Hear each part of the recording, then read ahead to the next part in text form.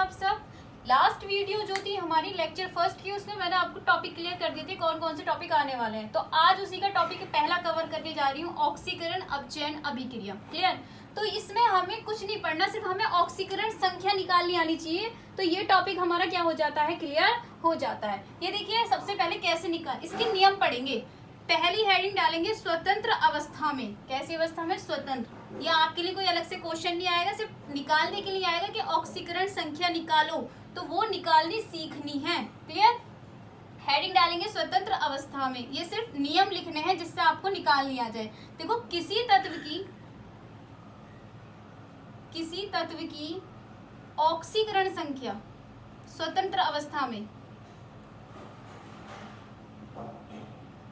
संख्या 0 होती है। कैसी होती है? 0। कोई भी आप तत्व मान लो, सिर्फ आपको समझनी है ये बात। किसी तत्व की ऑक्सीकरण संख्या 0 होती है यदि वह कैसी अवस्था में? स्वतंत्र अवस्था में है। जैसे H2 की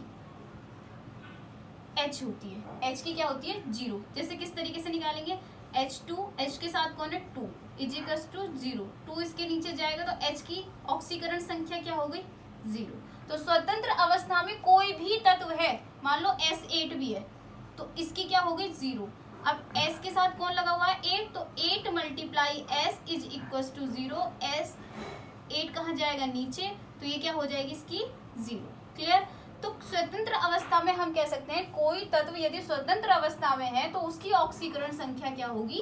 0 होगी। इस बात को हमेशा ध्यान रखना, ठीक है। अगर वो यौगिक के साथ है तो उसकी अलग होगी, उसे निकालना सिखाऊंगी। पहली हेडिंग तो ये क्लियर कि स्वतंत्र अवस्था में किसी तत्व की ऑक्सीकरण संख्या 0 होती है, अर्थात 0 होती है। सेकंड है आपका, यदि आयन लगा हो, आयन बोले तो कोई आवेश लगा हो, ठीक है, मूलक की ऑक्सीकरण संख्या या आयन की ऑक्सीकरण संख्या, ठीक है, किसी आयन की ऑक्सीकरण संख्या।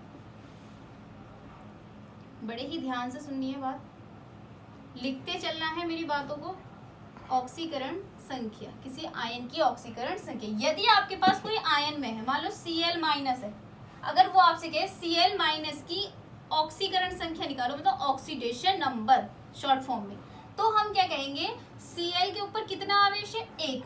किसका? माइनस का। तो Cl की जो वो है ऑक्सीडेशन नंबर कितना है? -1। क्लियर? अगर आपसे कहे कि Ca के ऊपर कितना आवेश होता है? 2। अगर हम आपसे पूछे कि Ca की ऑक्सीडेशन नंबर कितनी है, तो कितने आवेश है? 2। तो Ca इज इक्वल टू +2। अगर आवेश नहीं है तो उसकी, अगर स्वतंत्र अवस्था में तो 0 मानी जाती है, और यदि आवेश के साथ है तो उसकी ऑक्सीडेशन नंबर वही माना जाता है। क्लियर?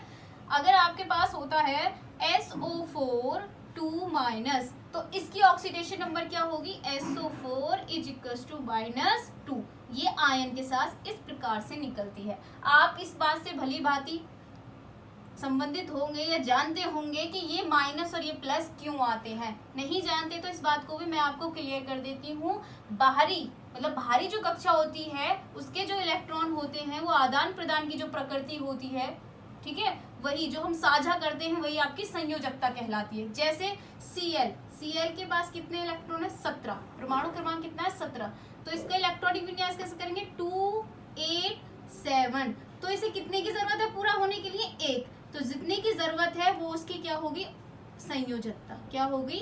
संयोजकता। जरूरत है तो माइनस में, किसमें? माइनस में है। क्लियर? तो संयोजकता कितनी है इसकी? माइनस में। Na होता है 11।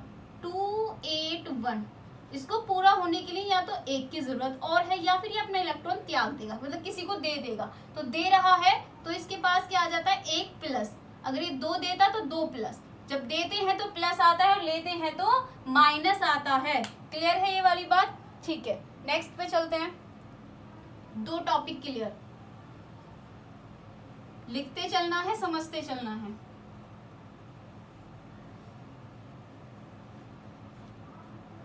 ठीक है? अगर आपसे वो कहे 4 टॉपिक, लिखते चलना। सभी यौगिकों में, सभी यौगिकों में क्षार धातुओं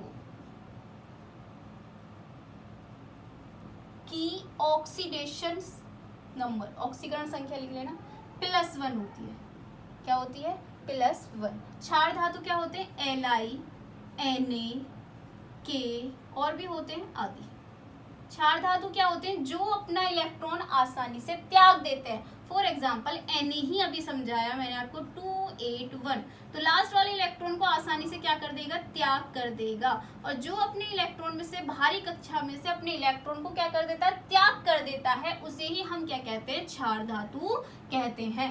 तो इस प्रकार जितने भी हमारे क्षार धातु हैं उनकी जो ऑक्सीडेशन नंबर होगा वो कितना होगा, +1 होगा। क्लियर है, +1 होगा। सेकेंड पॉइंट इसी में लिखेंगे आप, प्रथम वर्ग।